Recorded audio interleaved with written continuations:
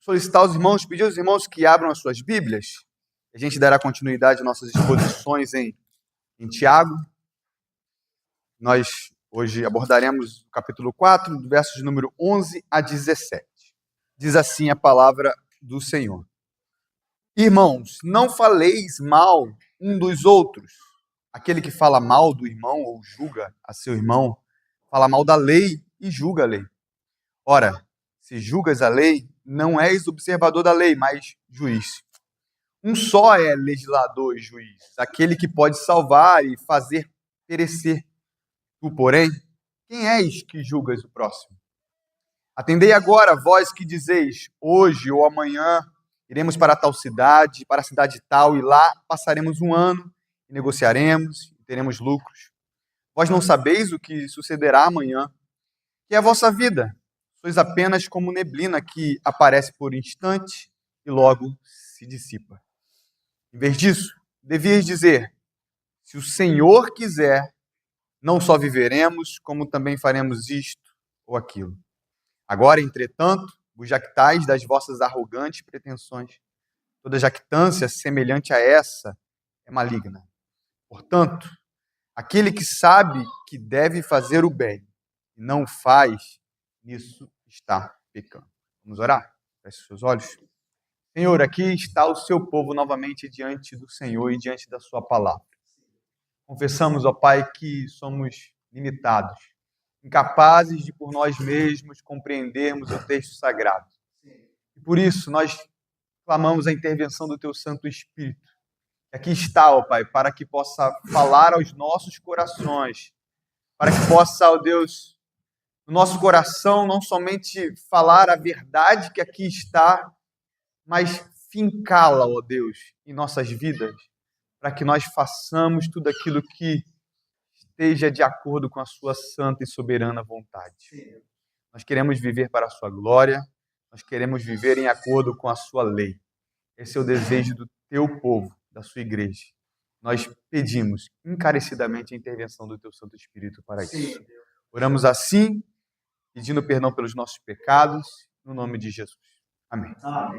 Meus amados irmãos, nós temos visto ao longo das nossas exposições, na carta de Tiago, que Tiago está buscando entender a sabedoria divina, a sabedoria que vem do alto. A gente já tem falado aqui que nós estamos lidando com um livro sapiencial, uma literatura sapiencial no Novo Testamento. Tiago já distinguiu aqui a verdadeira sabedoria da falsa, já evidenciou que a inveja, o desejo faccioso, as facções, escancaram não somente uma sabedoria que não vem do alto, mas uma falsa sabedoria, a qual ele denomina de mundana.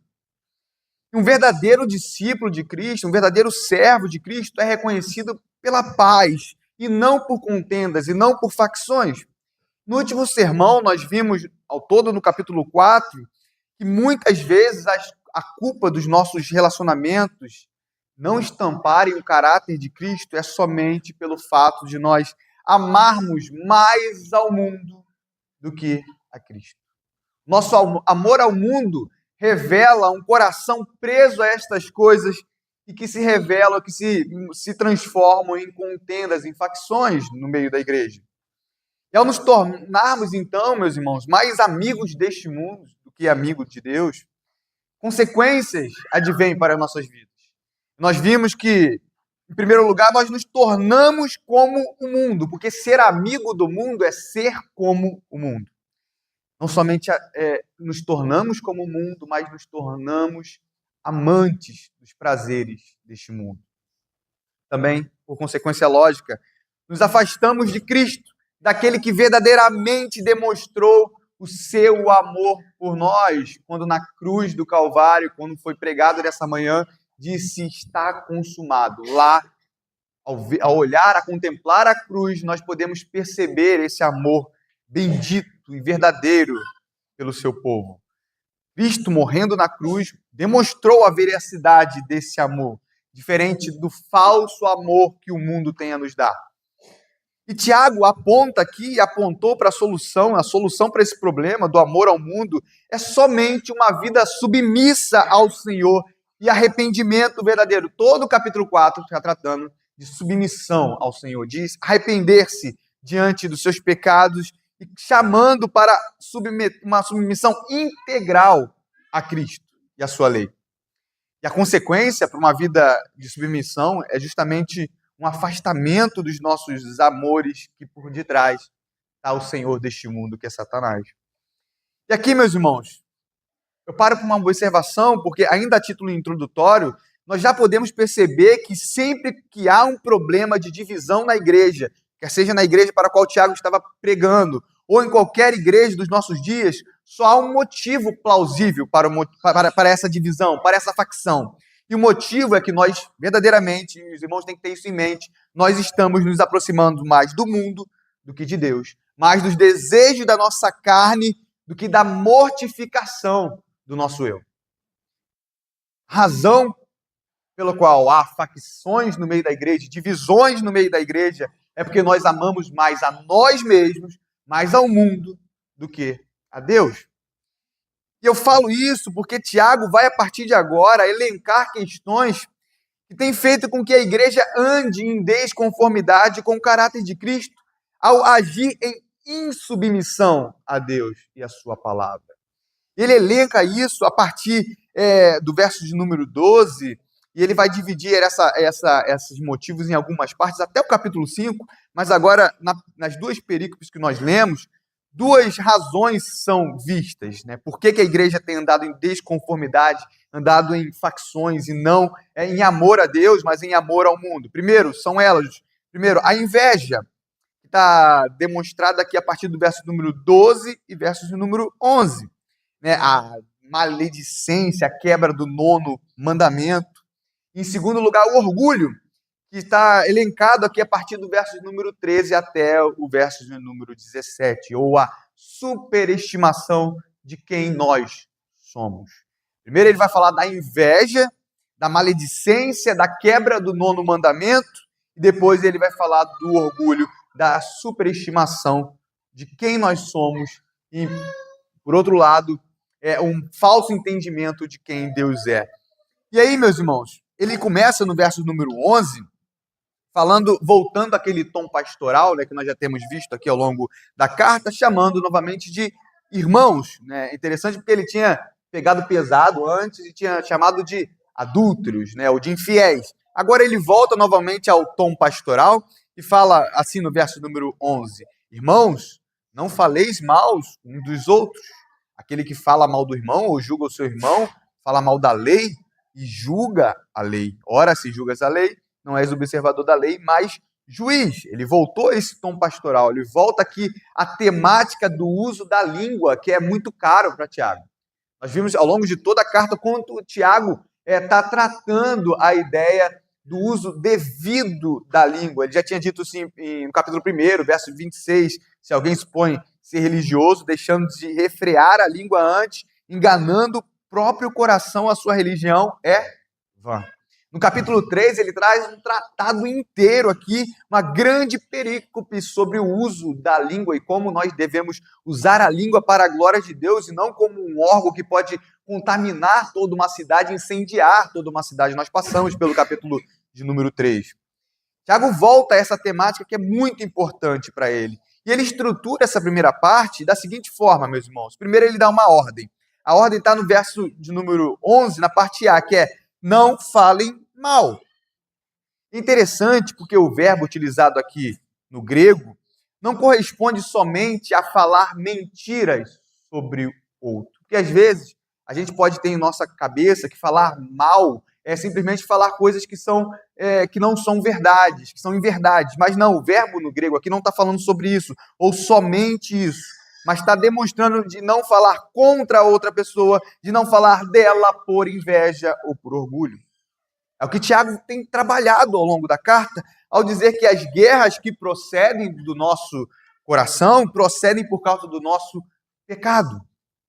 Quando nós falamos de pessoas para outras pessoas, se você investigar o seu coração, normalmente a motivação é egoísta. Normalmente a motivação é apenas maliciosa. Normalmente a motivação nunca é santa. quando nós falamos de uma pessoa para outra pessoa. É aquele velho ditado popular, né? Quando Pedro fala de Paulo, eu acabo sabendo mais de Pedro que de Paulo. Normalmente, revela mais um coração que está aberto a falar do outro do que trazer verdades santas pelaquela conversa. O Catecismo Maior, ele elucida muito bem essa parte da quebra do 9º mandamento, quando diz que dizer até mesmo a verdade em hora inoportuna é quebra de mandamento. Então, muitas vezes, não, eu tenho que falar porque é a verdade, mas será que aquele é o momento adequado para ser dito? E para aquela pessoa para a qual você está dizendo, é a pessoa que deve ouvir aquilo que você tem a dizer?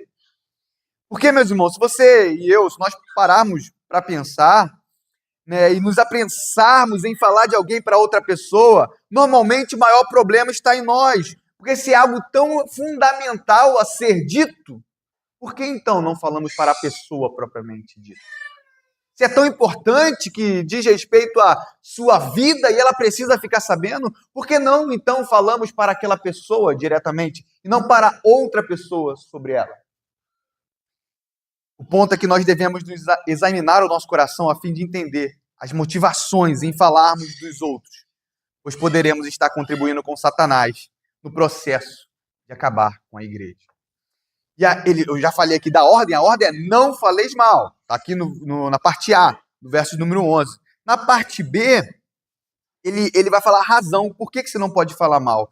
Porque falar mal do próximo é falar da lei e julgá-la. É o que ele fala. Aquele que fala mal do irmão ou julga seu irmão, fala mal da lei e julga a lei.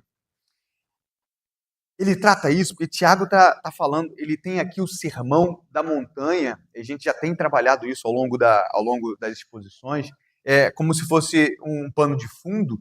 Ele está tratando da síntese dos mandamentos, que era amar a Deus sobre todas as coisas e o próximo como a ti mesmo. E a lei régia para Tiago é isso, que está lá no capítulo 2, verso número 8. Se vós, contudo, observais a lei régia segundo a Escritura, amarás o teu próximo como a ti mesmo, fazeis bem. A ideia aqui, meus irmãos, é que agir desta forma, ou seja, falando mal do outro, é agir contra a lei.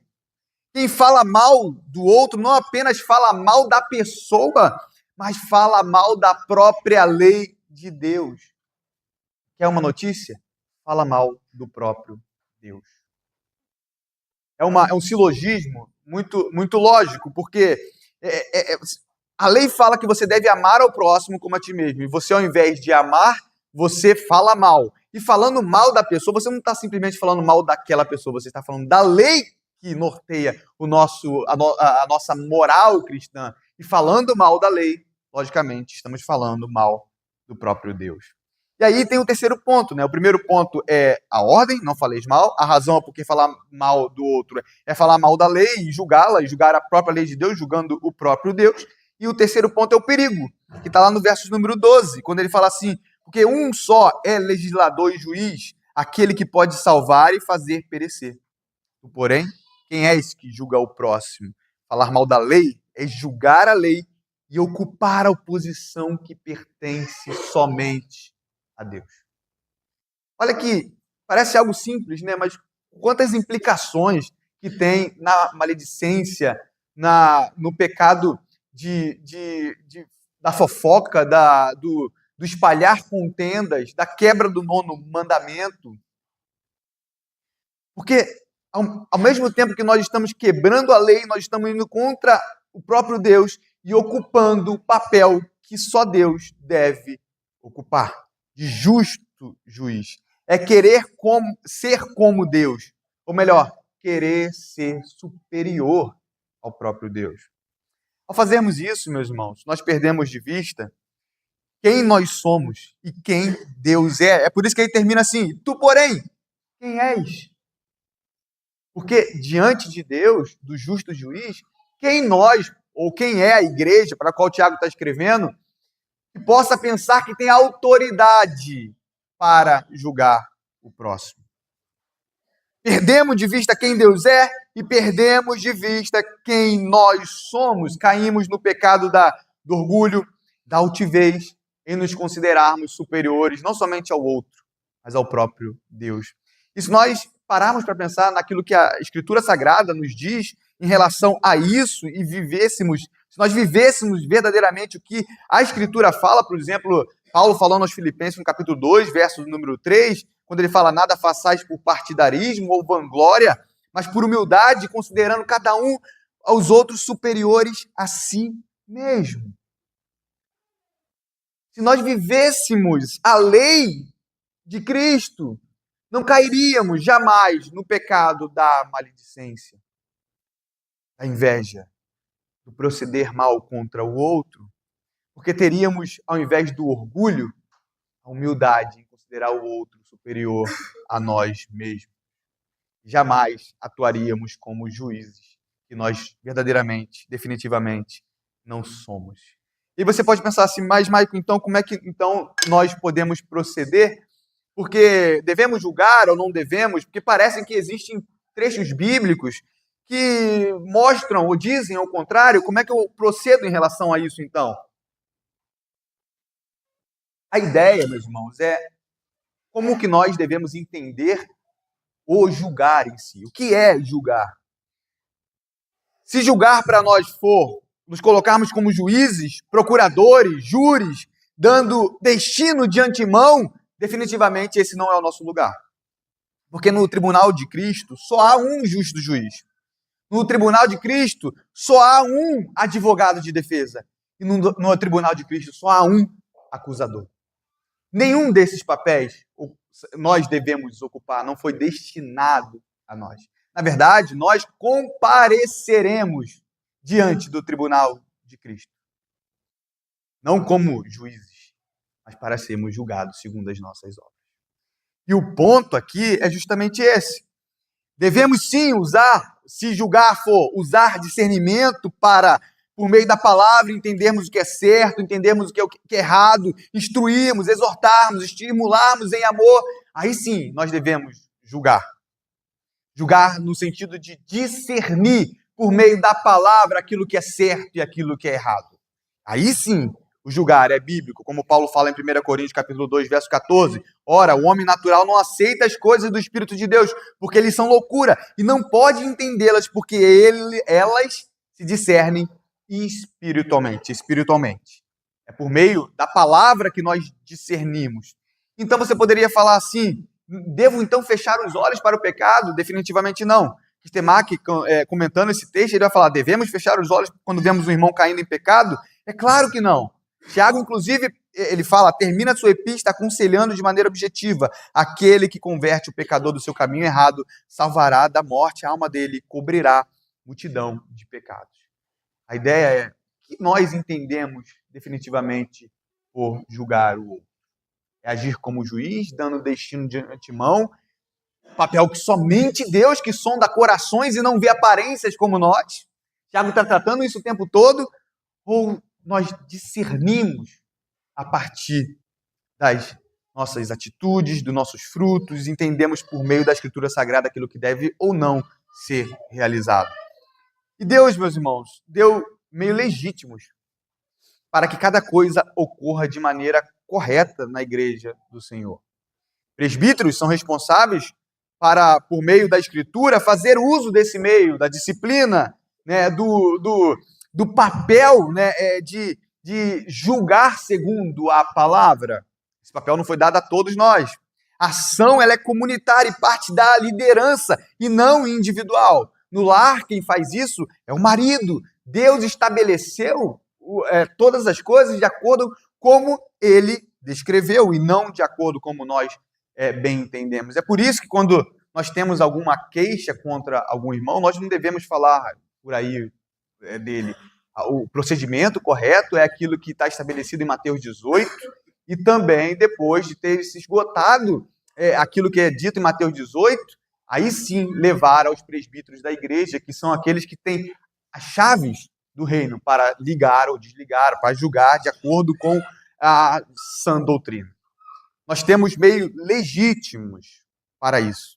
O ponto central aqui, Tiago vai estabelecer nesses 2 versos, eu termino essa primeira parte, é que falar dos outros, seja em contexto de fofoca, boatos, julgamentos, é um alinhamento com o mundo e não caracteriza aqueles que temem ao Senhor. Cooperam muito mais com a obra de Satanás em querer destruir a igreja do que com a obra de Cristo, em unir a igreja para prosseguir diante do sofrimento e das aflições pela qual a igreja de Tiago está atravessando. É fruto do orgulho, da inveja, da cobiça. Apenas destruirá a igreja e não conseguiremos chegar ao final da caminhada se ao invés de amarmos o nosso irmão, o assassinarmos fazendo aquilo que é contrário à palavra de Deus. Porque falar do outro, nós já vimos isso, é assassinato no sentido de falar contra o outro. É a progressão, é a aplicação do mandamento de Deus por meio de Cristo Jesus no Sermão da Montanha. Então as Escrituras, meus irmãos, ensinam que todos nós teremos que nos apresentar diante de Deus no dia do julgamento.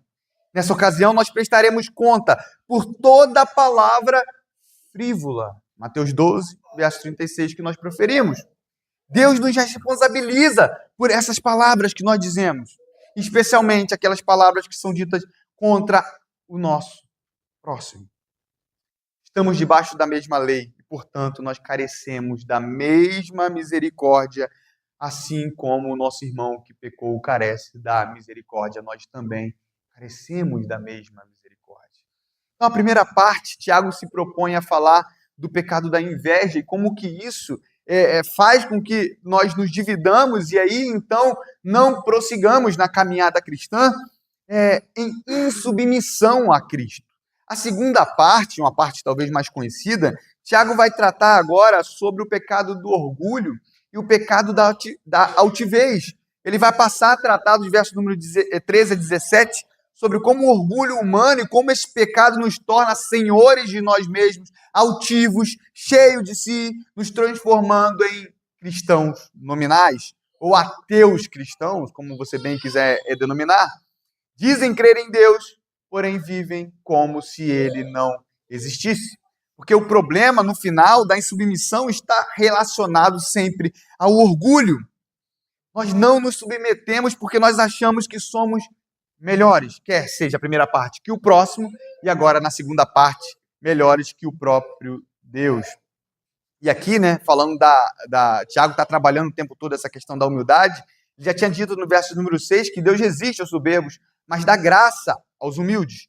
E aqui ele vai gerar essa contradição, essa oposição entre insubmissos e submissos, humildes e aqueles que são soberbos. Essa postura de vocês, Tiago vai colocar, de divisão, proximidade com o mundo, flerte com o diabo, amigo dos prazeres, fica claro que é porque vocês são prepotentes, altivos, cheios de si. É por isso que ele vai colocar a ideia de que o homem não sabe o que acontecerá amanhã, então como que ele pode ser tão prepotente? É a temática que ele vai tratar aqui nessa segunda parte, espelhando aquilo que Provérbios, capítulo 27, verso 1, fala, quando ele diz, não te glorie do dia de amanhã, porque não sabes o que produzirá este dia. E ele começa a partir, então, do verso número 13, falando especificamente a uma parte da igreja. Ele já tinha tratado com os mestres, vocês lembram? E agora ele trata com os chamados empresários ou comerciantes que estavam na sua igreja, prontos a fazerem transações e transações bem-sucedidas. É a partir do verso número 13 que ele fala assim, olha, vamos todos ler junto o verso número 13, por favor? Atendei. Agora vós que dizeis, hoje ou amanhã iremos para a cidade tal, e lá passaremos o ano, e negociaremos, e teremos lucro. Olha que interessante. Tiago começa com chamando a atenção deles. Atendei agora. Essa construção grega ela é utilizada para justamente chamar essa atenção. A atenção de alguém pode ser traduzida por vede agora, ou vede considerai, porque algo muito importante vai ser dito. E o que ele diz é, hoje ou amanhã iremos para tal cidade, e lá passaremos um ano e negociaremos e teremos lucro. Essas pessoas, meus irmãos, faziam os seus planejamentos, negociavam, ganhavam dinheiro, sem colocar Deus em momento algum do seu planejamento, do seu processo. Veja que o problema não está em viajar a negócios, trabalhar, mas está em viver uma vida onde não há espaço para Deus, onde Ele é o último a ser considerado, se for considerado. Eu lembro de um texto de Mateus, capítulo 24, verso 38 e 39, que mostra como o povo que vivia antes do dilúvio, né, vivia da mesma forma que esses homens, viviam como se Deus não existisse. O texto diz assim: porquanto assim como nos dias anteriores ao dilúvio, comiam e bebiam, casavam, davam-se em casamento até o dia em que Noé entrou na arca, e não perceberam, senão quando veio o dilúvio e os levou a todos, assim também será a vinda do Filho do Homem. Olha, se você se você não é um cristão, é normal você ter confiança no seu planejamento, porque você não é um cristão. Afinal, para você, você mesmo é o único dono do seu futuro. O futuro, quem define é você. Se você não é um cristão, é normal pensar assim. É coerente com o seu pensamento. Já um cristão que age assim, age como se Deus não existisse. E o problema justamente está na soberba, em acharmos que todas as nossas ações e que todas essas ações dependem somente e exclusivamente dos nossos próprios esforços, das nossas habilidades, do nosso conhecimento e do nosso preparo. Porque, meus irmãos, muitas vezes a vida passa a ser tão naturalizada que nós passamos a entender que basta a gente fazer a coisa certa, fazer aquilo que é certo, eu trabalho, então eu vou receber o salário. Eu nutro o meu corpo, eu vou para a academia, então eu vou ter saúde. Eu me caso com uma jovem cristã, então o meu casamento será feliz. E nós teremos muitos filhos. E se Deus vai conduzir, porque eu estou fazendo as coisas tudo certo, sabe? Então tudo vai dar certo, porque eu estou agindo da forma como deve ser feita. Paremos um pouco, meus irmãos, para pensar, porque se Deus não abençoar a nossa vida, Deus não abençoar a vida de vocês, e não determinar que tais coisas aconteçam, nada definitivamente acontecerá. Porque Deus, e somente Deus, é o único capaz de prover a nossa saúde, de nos dar o alimento, de nos dar as condições financeiras para poder sustentar a nossa família, de nos dar uma descendência, de fazer com que os nossos corpos sejam saudáveis ou não. O fato de eu fazer as coisas da forma certa não me garantem sucesso. E é por isso que Tiago vai prosseguir no verso número 14, dizendo assim: vós não sabeis o que sucederá amanhã, que é a vossa vida. Sois apenas como neblina que aparece por um instante e logo se dissipa. Os negociantes da igreja de Tiago falavam do futuro com uma extrema certeza mesmo. É isso que ele fala aqui, ó: hoje ou amanhã iremos para tal cidade, lá faremos isso, faremos aquilo e teremos lucro. Como se eles fossem senhores do amanhã. E Tiago fala: vós não sabeis o que sucederá amanhã. E você já olhou para a sua vida? Que é a vossa vida. Você é como uma neblina que aparece por um instante e logo se dissipa. Eles não poderiam em nada dizer algo relacionado ao futuro deles, porque não tinham controle algum sobre eles. Se eles soubessem, meus irmãos, se nós soubéssemos de verdade que o propósito da nossa vida é glorificar a Deus, ter prazer nele, se alegrar nele em todas as coisas, conforme fala os nossos símbolos de fé, nós verdadeiramente viveríamos de uma forma diferente. Não viveríamos confiando em nós mesmos, mas estaríamos colocando Deus em toda a nossa vida, em todo o nosso processo, procurando obedecer e conhecer a vontade de Deus, que é o nosso Senhor.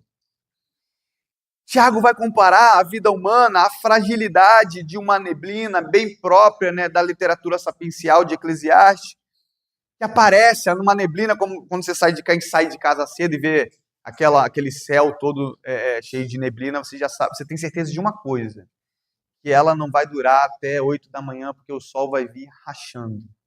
Quando aparece aquela neblina, você tem certeza que ela não vai durar muito. O próximo passo é você procurar uma sombra, porque o sol vai vir brilhando. Tiago compara a vida humana à fragilidade de uma neblina.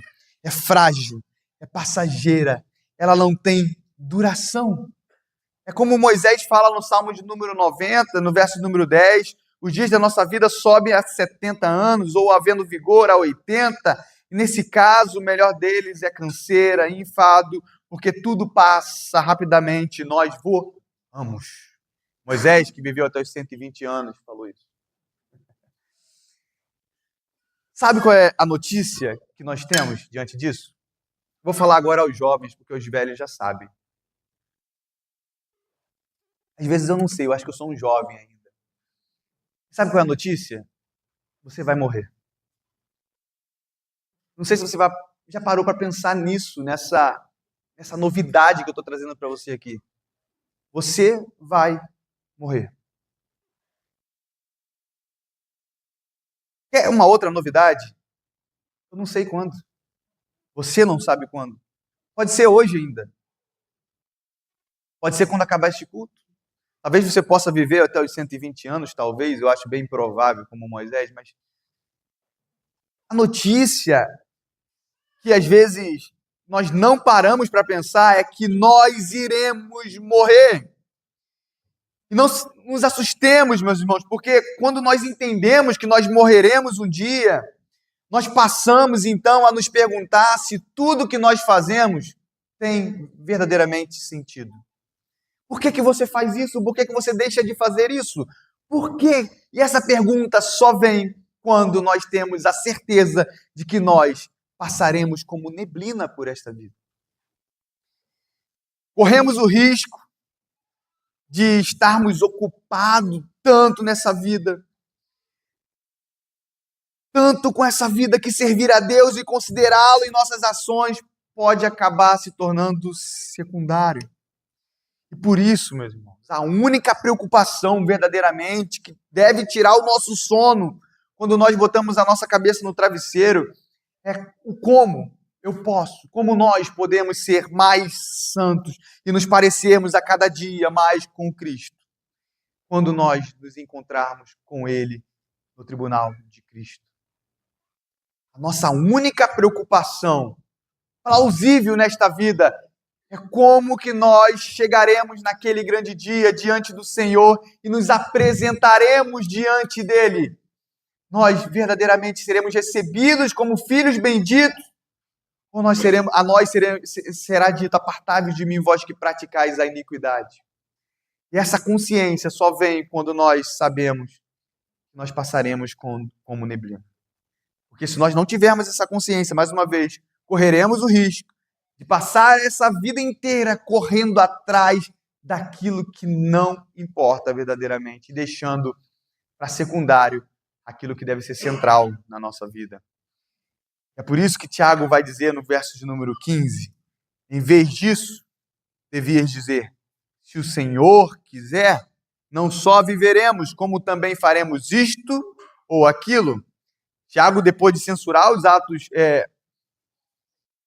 da sua igreja, agora vai passar a dizer como que eles deveriam viver e o que eles deveriam fazer. Porque esse texto, como eu tenho dito, fala sobre se submeter à vontade de Deus, ao Deus que é soberano. E por isso temos que colocá-lo em todos os nossos planos e nas nossas ações. Porque qualquer projeto, meu amado irmão, que você tenha, que Deus não esteja incluído, já é um projeto fracassado. Qualquer projeto da sua vida que Deus não seja primeiro lugar desse projeto, você já está fracassado. Pensemos que Cristo, que é Deus de Deus, ao escolher seus discípulos, ele passou uma noite inteira orando ao Senhor. Está registrado em Lucas capítulo 6, verso 12. Cristo, que é sabedor de todas as coisas, perfeito, sem pecado, Deus de Deus, segunda pessoa da Trindade, para escolher os seus 12 discípulos, ele passou uma noite inteira orando. Por que então que nós traçamos tanto os nossos planejamentos sem considerar o Senhor em nossas vidas? Será que somos melhores que o próprio Cristo? Creio que não. Temos que pensar, porque Tiago fala aqui, no verso, em vez disso, deveria dizer: se o Senhor quiser. Se Deus quiser. E temos que ter um cuidado com o uso dessa expressão, porque não podemos torná-la um simples clichê, como é feito hoje. Porque o uso disso deve expressar uma seriedade reverente, porque somente Deus é soberano. E somente Ele tem o futuro em suas mãos. É por isso que nós dizemos, se Deus quiser. E por isso nós devemos reconhecê-lo em nossos planos. Porque, meu irmão, não adianta planejar se nesse planejamento a providência divina e a soberania do Senhor não estiverem contempladas. O que nós devemos dizer é, se o Senhor quiser, viveremos, para então dizer, se o Senhor quiser, faremos isso ou aquilo, porque nem a nossa vida, nem as nossas ações estão nas nossas mãos. Todas elas estão nas mãos de Deus. Corrobora muito com o que Paulo fala ao longo das suas cartas e dos seus discursos. Por exemplo, em Atos capítulo 18, 21, quando é relatado mais, despedindo-se, disse, se Deus quiser, voltarei para vós outros, embarcando, partiu de Éfeso. Depois, 1 Coríntios 4, 19, está registrado, mas em breve irei visitar-vos, se o Senhor quiser, então conhecerei não a palavra, mas o poder dos ensoberbecidos. 1 Coríntios 16, 7, porque não quero agora ver-vos apenas de passagem, pois espero permanecer convosco algum tempo, se o Senhor permitir. Se Paulo fazia isso, por que não nós não devemos fazer? Matthew Henry, comentando esse texto, ele vai falar uma coisa muito interessante. Ele fala que nesses versos nós somos ensinados a manter um constante senso de dependência da vontade de Deus. Dependência da vontade de Deus para toda a nossa vida. Todas as nossas ações e prazeres devem nortear a vontade de Deus. Não é um mero clichê. É se de fato nós estamos submissos à vontade de Deus ou não. Esse é o ponto de Tiago. E é por isso que no verso número 16, ele vai falar, agora, entretanto, vos jactais, ou vos orgulhais das vossas arrogantes pretensões. Todo orgulho, toda jactância semelhante a essa é maligna. Porque o mundo, meus irmãos, ele se gloria dos seus feitos, às vezes dos seus projetos, mesmo sem obter resultados, às vezes só por falácia, só para manter uma postura, só para manter uma aparência, mas eles se gloriam das suas próprias falas. O crente não, o crente precisa reconhecer que somente Deus pode fazer em seu favor. Porque não há vanglória, não há mérito próprio se nós reconhecemos que tudo vem de Deus. Tudo vem de Deus. O nosso ar, o nosso respirar, o nosso comer, o nosso beber, o nosso trabalhar, o nosso ter filhos, tudo isso vem de Deus. E por isso não há mérito, não há glória nossa, mas a glória somente daquele que é digno de honra e louvor e glória na nossa vida, que é Cristo Jesus, nosso Senhor. Nós, meus irmãos, precisamos definitivamente nos afastar da nossa arrogância e nos lançarmos diante dos projetos de Deus mesmo, em submissão a Deus. Lançarmos diante da submissão de Deus, porque ser arrogante, viver desconsiderando o poder e a soberania de Deus é uma atitude maligna. Espelha Satanás, espelha o inimigo das nossas vidas, o inimigo do Evangelho, porque despreza quem Deus é, estima em demasia as nossas próprias forças. Lembra do embate de Eva com a serpente? Ele fala, não, na verdade não é bem isso não. Ele é o primeiro teólogo liberal, porque ele distorce a palavra de Deus e fala assim, na verdade, ele superestima a humanidade. Ele fala assim, vocês serão como Deus e serão conhecedores do bem e do mal. Ele coloca na cabeça de Eva uma superestimação demasiada. Alguém que definitivamente ela não era. Um papel que ela não deveria ocupar, que é ser igual a Deus. Satanás faz isso. Quando você se aprecia demais, saiba que Satanás está por detrás disso.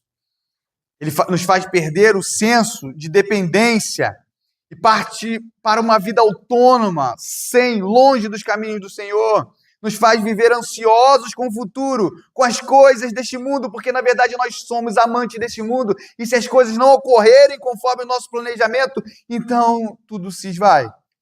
Despreza que Deus é Senhor e coloca no altar de Deus os ídolos desse mundo: o poder, a riqueza, o dinheiro e a ganância.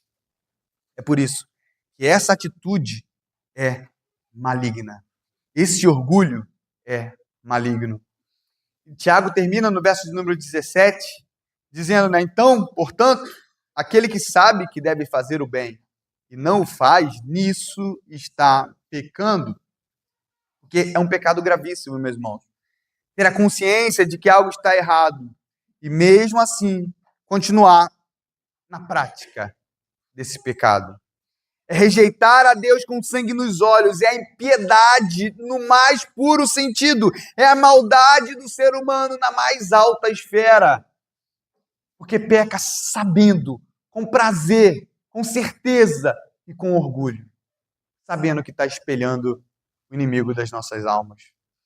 E aí você pode até dizer, mas Maico, tudo isso que você está dizendo é óbvio. Quem não sabe que nós precisamos de Deus para viver, que nós devemos reconhecer a Deus em nossos projetos.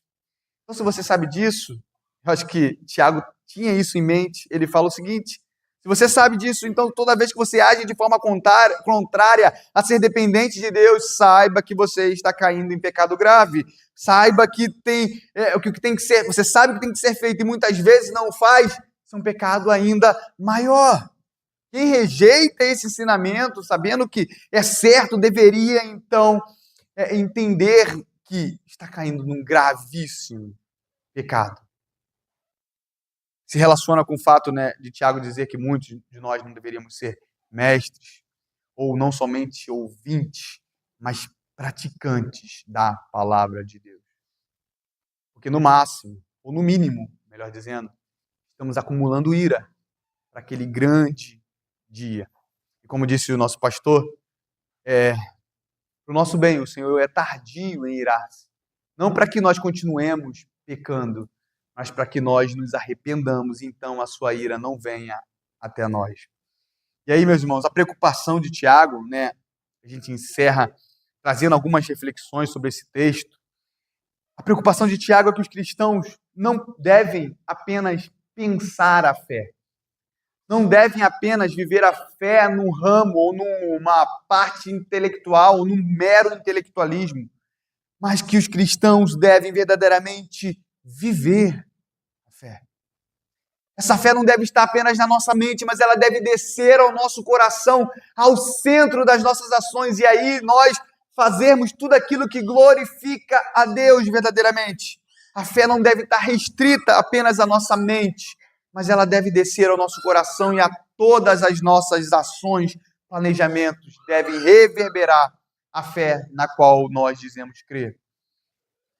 Em primeiro lugar, meus irmãos, temos que pensar que esta passagem não está definitivamente dizendo que você não pode fazer planos, que você não pode se organizar para comprar alguma coisa que você deseja, ou que você não pode se precaver com o futuro.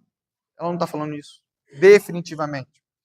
O que Tiago está falando é que os nossos planos devem estar em submissão à vontade soberana de Deus e à sua providência. Por mais que você planeje, saiba que os seus planos estão condicionados à soberania de Deus e à providência de Deus, porque você, nem eu, nós não somos senhores do nosso futuro. A nossa vida só tem um dono, é o Senhor. E é Ele quem traça toda a nossa vida. Nosso futuro pertence ao Senhor, não a nós. Você pode planejar, desde que os seus planos estejam submissos à vontade de Deus. O segundo ponto que eu trago é que, diferente daquilo que muitos coaches modernos dizem, o sucesso da sua vida não está em você realizar tudo aquilo que você planejou, aquilo que você sonhou, que você produziu, que você espera, e você produzir aquilo que você tanto esperou. Não, definitivamente não está. O sucesso da sua vida não está nisso. Ou quem sabe em ter uma agenda superlotada, ou onde não tem tempo para nada mais, somente afazeres. O sucesso da nossa vida não está nisso, mas está em aprender a estar contente em qualquer situação. Quer seja na riqueza ou na pobreza, tendo tudo ou tendo nada, porque quem nos traz o contentamento é o Senhor e somente Ele. Isso, meus irmãos, não é como a neblina, mas é como a rocha, onde a segurança é eterna. O sucesso da nossa vida não é como uma neblina, é como a rocha, que é Cristo. E ela é imutável, não depende de nada, não depende de circunstância. Você pode estar passando por problemas financeiros. O sucesso da sua vida, se você crê em Cristo e contempla a cruz de Cristo, o sucesso está garantido. Porque naquele grande dia, quando essa neblina que se chama vida se dissipar, você terá um tesouro pleno e perfeito, imaculado, santo, sem medida, que você poderá receber do Senhor. Não há nada que possa ser comparado a esse tesouro, meus irmãos. Isso é o sucesso da nossa vida. Nós definitivamente não devemos fazer das nossas agendas os nossos deuses, ou o nosso Deus. Nosso planejamento não pode ser o nosso Deus, meus irmãos. Porque eu te pergunto, como que você lidar com o fato de que muitas vezes as coisas não ocorrem conforme você planejou? Não sei se essa é mais uma novidade que eu trago aqui. Muitas vezes as coisas, talvez a maioria das vezes, as coisas não ocorrem da forma como você planejou. Como que você lida com a frustração? Porque isso evidencia o nosso coração, meus irmãos. Ele está submisso e confiante na soberania e na providência de Deus, ou nós reagimos como crianças mimadas, batendo o pé, porque nós realmente queríamos aquilo que nós tanto sonhamos? Vale uma advertência para nós, porque pode ser, sabe? E aqui pode ser mesmo, que o seu emprego, que o meu emprego não seja o emprego dos nossos sonhos.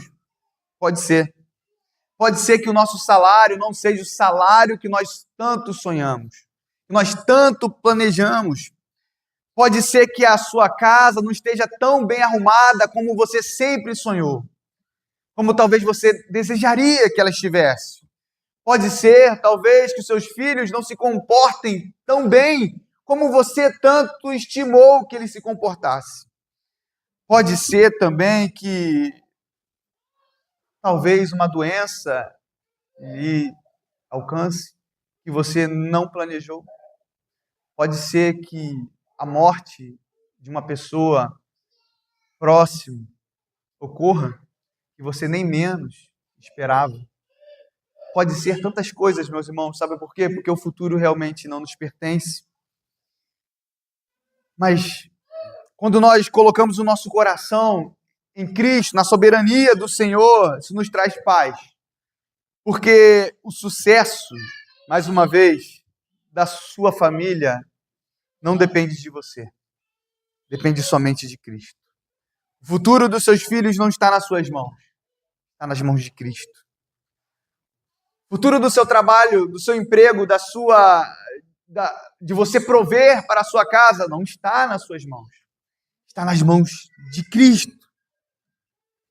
A educação dos seus filhos não está nas suas mãos, está nas mãos de Cristo. A conversão do seu parente não está nas suas mãos, está nas mãos de Cristo. E por isso, hoje, definitivamente, nós podemos descansar somente contemplando a cruz de Cristo e buscarmos verdadeiramente aquele que tudo pode fazer. O que Tiago está falando aqui, meus irmãos, é que nós precisamos nos submeter a Deus em todas as situações. Isso é viver a soberania de Deus. É confiar que Ele está fazendo aquilo que é bom, Ele está fazendo aquilo que é agradável, Ele está fazendo aquilo que é perfeito, mesmo quando as coisas estão desmoronando ao nosso redor. É confiar na imutabilidade do caráter de Deus, e não nas nossas próprias mãos, nos nossos próprios pulsos, na nossa própria força, no nosso próprio orgulho. O que cabe a nós é viver a vida cristã de forma digna, orando ao Senhor em todo o tempo, lendo a Escritura Sagrada, tendo prazer na palavra de Deus, desenvolvendo a fé com maturidade, nos relacionando de forma santa com os nossos irmãos, trabalhando para a glória de Deus, estampando o Senhor em toda a nossa vida. Nunca medindo o tamanho da nossa fé por números, de forma pragmática, não. Nossa vida é como bolha de sabão, como a névoa. E o que nós devemos fazer em meio ao sofrimento que a igreja de Tiago estava passando, a saída que nós temos, somente é tomar e cravar a palavra no nosso coração e vivermos de acordo com ela.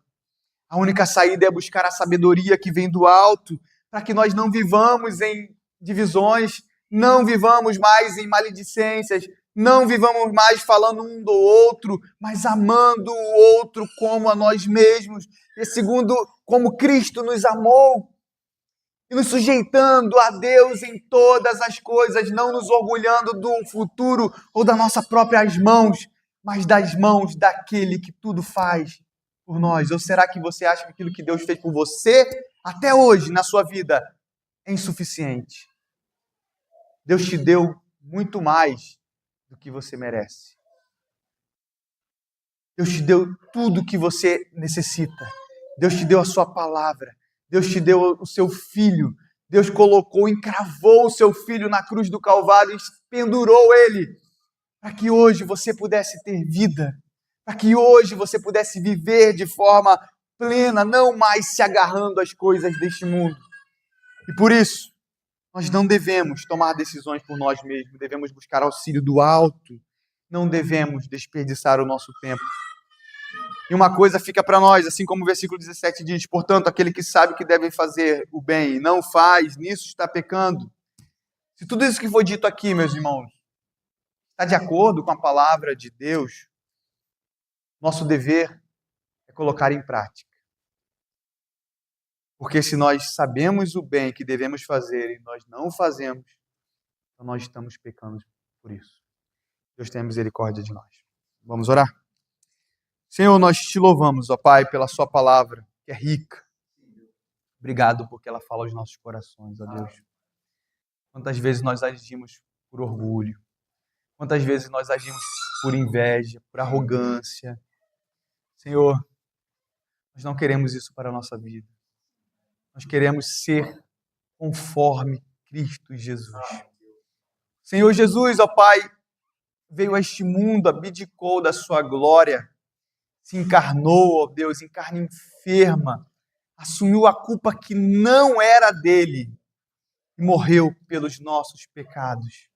Nós queremos ser servos, assim como o nosso Senhor Jesus veio a este mundo, não para ser servido, mas para servir. Nós queremos viver uma vida santa para a tua glória, não ocupando o papel que não é nosso, mas amando verdadeiramente os nossos irmãos como o Senhor Jesus nos ensinou.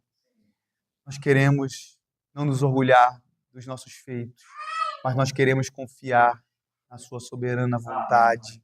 Nós queremos confiar na sua providência. Nós queremos entregar o nosso futuro, o futuro da nossa igreja, o futuro da nossa família, o nosso futuro nas suas mãos. Que ainda que morramos, quando sairmos deste culto, tenhamos a plena convicção de que encontraremos o Senhor.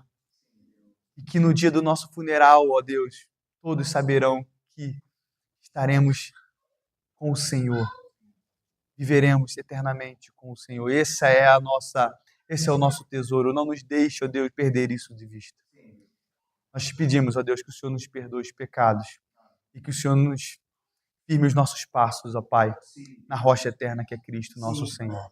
Essa é a nossa oração. Amém.